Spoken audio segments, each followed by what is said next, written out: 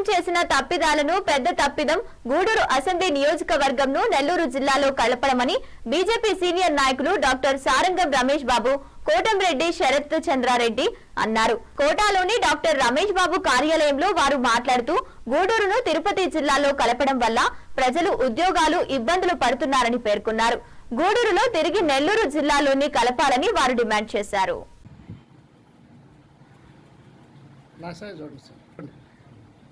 నేను 30 సంవత్సరాల నుంచి భారతీయ జనతా పార్టీలో పనిచేస్తా ఉన్నాను. వివిధ స్థాయిల్లో పనిచేశాను.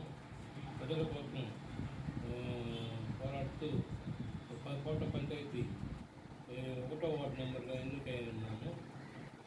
ఆర్ఎంపీ డాక్టర్గా 30 సంవత్సరాల నుంచి పనిచేస్తున్నాను. ఇప్పుడు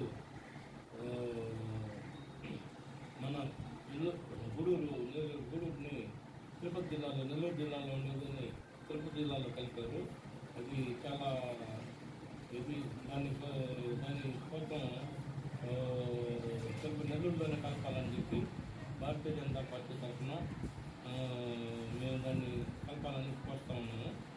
భారతీయ జనతా పార్టీ తరఫున ఇక తిరుపతికి పోవాలంటే చాలా ఇబ్బందులుగా ఉన్నాయి. కలెక్టర్ ఆఫీస్కి పోవాలన్నా 70-80 కిలోమీటర్లు పైన, 100 కిలోమీటర్ల పైన ఉంది. నెల్లూరు అయితే మనకు అందుబాటులో ఉంటుంది. ఆఫీస్ కావాలన్నా అందువల్ల దాన్ని నెల్లూరు జిల్లాలోనే కలపాలని, గూడూరుని ఒకవేళ కలపలేకపోతే గూడూరు జిల్లా అన్నా చేయాలని ముఖ్యమంత్రిని, ప్రధానమంత్రి, మన కూటమి నాయకులు పవన్ కళ్యాణ్ గారిని అందరినీ కోరుతా ఉన్నాము. అందరికీ అనుకూలంగా ఉండేట్టు చేయాలని చెప్పి కోరుతా ఉన్నాము.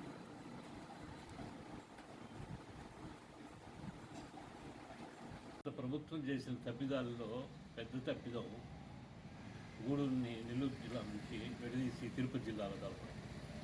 గూడూరుని నెల్లూరు జిల్లా నుంచి విడదీయడం అనేది అసలు ఎవరు ఊహించినటువంటి విషయము. అది గత ప్రభుత్వం చేసిన పెద్ద మిస్టేక్. దీన్ని ప్రజలంతా కూడా వ్యతిరేకిస్తున్నారు.